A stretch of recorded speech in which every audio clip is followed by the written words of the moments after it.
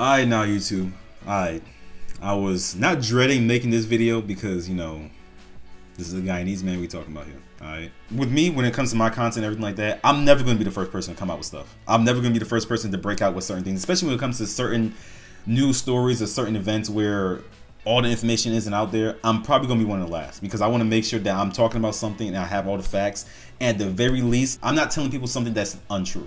You know what I'm saying? And when it comes to Ian Roberts, there was a lot of things coming out about him. There's a lot of what I would call discrepancies because there was a lot just going on when it came to when he came here, when he didn't come here, or like, you know, when he was supposed to leave, a whole lot of different things like that. I wanted to make sure that I was able to get through all the muck and the mire to be sure that what I am saying is going to be based off of factual proof, you know, evidence. So this is what I have so far, these two videos right here, and then we're going to discuss it as we go along. Now to the story of the week gaining large local and even national attention. It has been exactly 10 days since we first learned that Dr. Ian Roberts was detained by ICE. Since that time, we've learned more about the former Des Moines Public Schools superintendent, including details about his immigration and criminal history. The spotlight also remains on the Des Moines School District as parents, Iowans, local and national lawmakers, and even the Department of Justice closely monitoring these situations. You know, it's a story that you've been working on, I've been working on, Emma, and as we work to get you caught up with everything we know, what threads in this story remain. I'm sorry, I just gotta say it. Larissa Leone looked fine. Like, she looked fine. I like her face, her lips, and everything like that. Emma Strona, she cool, you know. But next to Larissa, I'm sorry. Without a conclusion and more. Yeah, Larissa, that's right. There is plenty to dive into as a lot has happened over the past 10 days. Now, let's start at the beginning when we first learned that ICE detained Roberts on Friday, September 26th. On that day, according to a criminal complaint, ICE agents were surveilling Roberts' Des Moines residence. Agents saw a Jeep Cherokee leave the residence, driven by a man consistent in appearance with Roberts. The Jeep turned into a trailer park, and after ICE agents approached, the vehicle drove away. Officials say agents performed a traffic stop, and Roberts fled after identifying himself. State Patrol and ICE eventually found Roberts, who was then arrested. In Roberts' car, one official found a handgun wrapped in a towel underneath the driver's seat. ICE also says Roberts had $3,000 in cash and a fixed blade hunting knife. Now, in the days after his detainment by ICE, Roberts' lawyers announced that he would be resigning as DMPS superintendent. His lawyers made the announcement on Tuesday. It was approved by the Des Moines School Board 7-0 on the same day. In a letter from Alfredo Parrish, Roberts' attorney, Parrish wrote that Roberts did not want to distract the board, educators, and staff from focusing on educating DMPS's students. In Omaha Immigration Court, Parrish and his legal team did file a motion to stay for Roberts, and they plan to file a motion to reopen his case. This is a very complex case.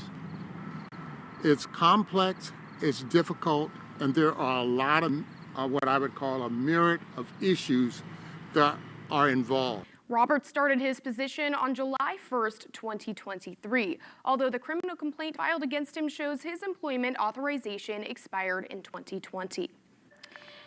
The Department of Justice eventually took Roberts into custody after he was initially taken into Woodbury County Jail. The DOJ had a federal warrant for his arrest. He was federally charged for possessing firearms as an illegal alien. And most recently, ICE shared with us new claims about Roberts, specifically his criminal record and immigration history. The agency released this information on Friday, and I took a deeper look into the dates and details listed. Here's a full timeline according to ICE. The following timeline is according to U.S. Immigration and Customs Enforcement. In 1994, ICE says Roberts first entered the United States as a visitor for pleasure, using a B-2 non-immigrant visa. He left at an unknown time. 2 years later, in 1996, his first criminal charge appears as possession of narcotics with intent to sell them. He also was charged with possession of both forgery and forged instruments, meaning there were claims that he made a false document with intent to deceive. Then, in 1998, Roberts was charged with third-degree unauthorized use of a vehicle, though this was later dismissed in 1999. This is also the year when Roberts entered the U.S. 3 different times on an F-1 student visa. The minute he got in trouble for like narcotics and everything like that, he should have been sent back home. That's how that usually works. When you're here and you're not like a legal resident, you know what I'm saying? You don't have your green card, and even during when you have your green card, you gotta keep your shit clean because they'll send you back. In 2000, he applied for employment authorization, and in September, he left and entered the U.S. both in the same month on this same visa. Going to 2001, Roberts applied for a green card. In the same year, his employment authorization expired. In 2003, his application for a green card was denied. The whole green card application process, I'm sorry I'm pausing it so much. The green card application process, right, is a very arduous one. It's a long, like I have family members that didn't get, in this case, a little bit different. I have family members that didn't become full citizens until, 15 or so years. The longest I've heard was like 15, 17 years. The shortest I've heard was 6 years. Those are people that are very lucky. And it's very expensive too. It's not cheap. But what happened there is that he knew his student visa was about to expire, so he tried to hurry up and apply for a green card. I've heard of people doing that. Then in 2004, his F1 student visa expired. 8 years later, in 2012, he was convicted for a few different things in Maryland at the same time. This includes reckless driving, unsafe operation, and speeding. Moving ahead 6 years to 2018, Roberts applied 3 more times for a green card and was rejected every time. He also filed for employment authorization documents, which expired the next year in 2019. When he filed for these documents again, those would expire in 2020. Now, this is the year when his 4th and final green card application was declined. He also was charged in 2020 with 2nd, 3rd, and 4th degree weapon possession charges, but the 2nd degree charge was incomplete. During this year, he updated his address, but ICE does not say to where. He also received a notice to appear before an immigration judge. 2 years later, in 2022, Roberts was found guilty with unlawful possession of a firearm. Then, in 2024, he was given a final order of removal from the United States, and a Dallas immigration judge denied the motion to reopen his case in 2025. Last Friday, Roberts was detained by ICE, where they found a gun and fixed-blade hunting knife in his possession. On Wednesday, court documents show Roberts was charged as a, quote, illegal alien in possession of firearms. So the reason I held off on this video for so long was because there was so much coming out about him that I wanted to make sure that I had at least what appears to be a pretty concise and accurate summarization of basically his time getting to the U.S. all the way up to now. Because like I said, I don't like speaking about things that either are incorrect or just spreading false information. I like to make sure that I know what I'm talking about and that I'm giving people the best chance to get the most factual information. All right. And when it comes to him applying for the green card and consistently getting denied, that happens. That happens, especially if they can look back in his past and see certain things, and then they see that there was a possibility. I noticed that there was a period of time where it seemed like he overstayed his student visa. Yeah. If they catch you and you overstayed, you had to go back home. He would have to go back to Guyana, right? And then after that, he would have to wait 10 years. And then after that, you could come back because your situation gets solved and then reapply and everything like that. Do your due diligence. Yeah. In the days after Roberts' detainment and the new information about him being revealed, members of the Des Moines School Board have faced some heat. But amid the controversy, the board is defending itself. The Associated Press on October 1st reported that Roberts had not completed one of the doctoral degrees he provided on his initial resume to JG Consulting. That was the firm tasked by the district to search for superintendent candidates. JG Consulting flagged the error, and the resume was revised to note that Roberts completed all but his doctoral dissertation, which is required to earn such a degree.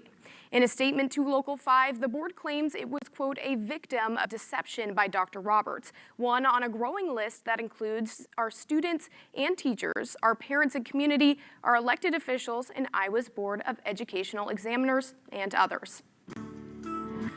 Over the course of the past week and a half, some students and parents have voiced their frustrations about Roberts' detainment and broader concerns about ICE during school walkouts and protest.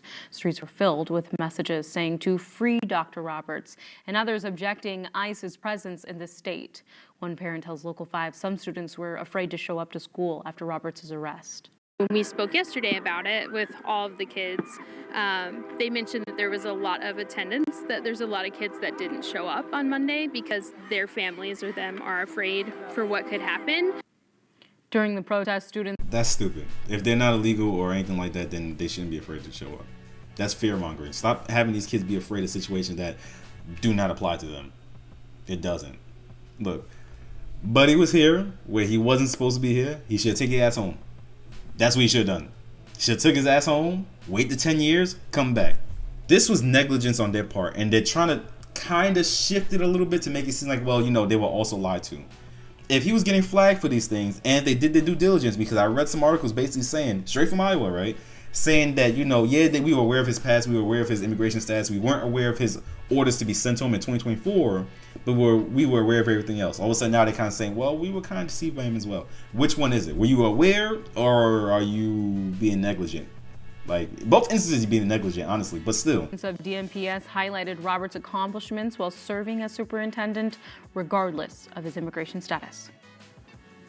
Looking ahead, several more developments in this Roberts scandal still have no conclusion. That includes future actions taken by Iowa's elected officials. For example, while the district is figuring out how to move forward from this, the state lawmakers are now saying it's time for the state to step up. Here's Alex Bolton with state senators are proposing. Republican State Senator Dave Sires on two things. One, Larissa. I might need to take me a trip to Iowa. Never thought I'd say that, but I might have to. Second point, I'm kind of wondering, because it seems like there was a lot of red flags, there was a lot of things that were kind of misty when it came to his past, and then not only that, with him having a doctoral degree, which apparently he didn't have, why were they so, I guess, intent on making him the superintendent? You hear a lot of people talk about DEI and everything like that, and I'm not going to be one of those people that talk about DEI this, DEI that. No, I don't give a damn.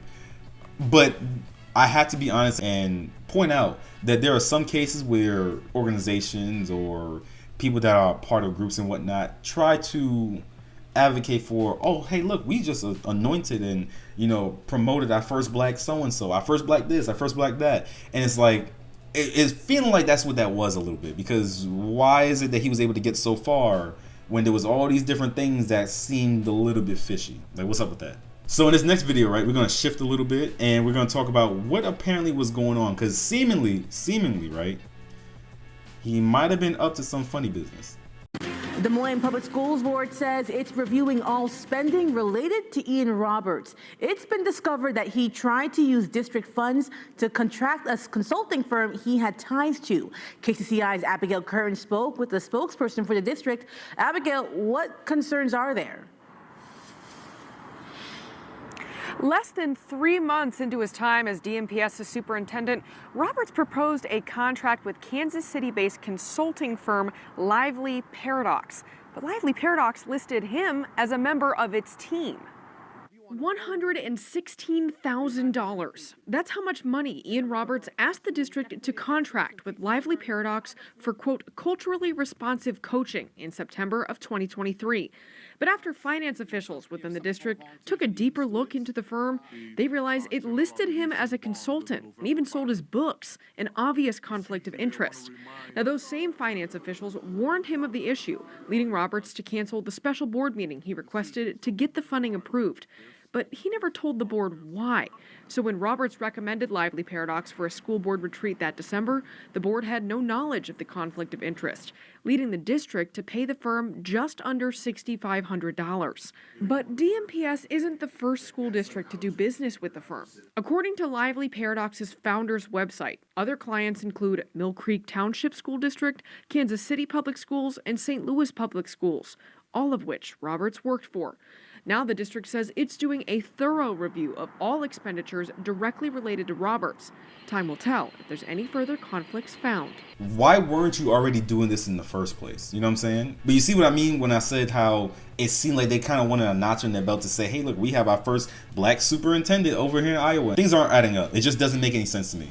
That's just how I'm viewing it. I could be off. Let me know down in the comments below. Like I said before, I wanted to make sure that I got as much information as I can. So when I come up here and say what I got to say, I'm not speaking out of ignorance, all right? This whole thing just seems so weird. He was trying to finagle. He was trying to finesse. He was trying to get some extra money. And with his legal status and everything like that, buddy, I don't know why you was moving so. Don't know why you was moving so. Now you got to pay the piper. It's important to note that Roberts did not need board approval for that $6,400 payment. He only would have needed board approval had that payment been worth $100,000 or more. The district also tells me that the board was not aware of Roberts' connection to the firm until after that training in December. Once they learned about it, they ceased business with the firm. Kayla? Like I said, they weren't doing their due diligence, because the minute you saw that, I would have done, I don't know, some type of internal investigation to be sure that, hey, look, let me look into this a little bit, because that's kind of fishy. Like, you kind of brought this up all, you know, passive aggressively, saying, hey, look, you know, this firm over here, we should do business with them. No, that was the red flag right there, and I think they ignored it on purpose because he was black. That's what I think. I could be wrong, though. Could be wrong. But besides, I'm going to try to keep my ear to the ground to see if there's any more information that comes out, because there's a lot going on. And I'm going to tell you what, making this guy and these people look bad, man. Making us look bad. Because it's already bad enough we got Joy Reid with her little, I ain't going to get into it, making us look bad in itself. Now we got another one. Now people have two connections whenever they hear the word Guyana. Two people out here just doing some straight nonsense. And it's just sad. Well, you guys already know the drill. That's it for this video. If you enjoyed it, leave a like. Comment down below. Tell me your thoughts. What do you feel like is actually going on here? Like, be honest, do you feel like what I just showed here was just nothing but lies? Because I want to make sure that I'm getting the most accurate representation of this story. Or do you feel like this is pretty on point, that the information that's coming out is seemingly true? Let me know down in the comments below. That's it for now. Don't forget to subscribe, and I'll see you in the next one. Peace.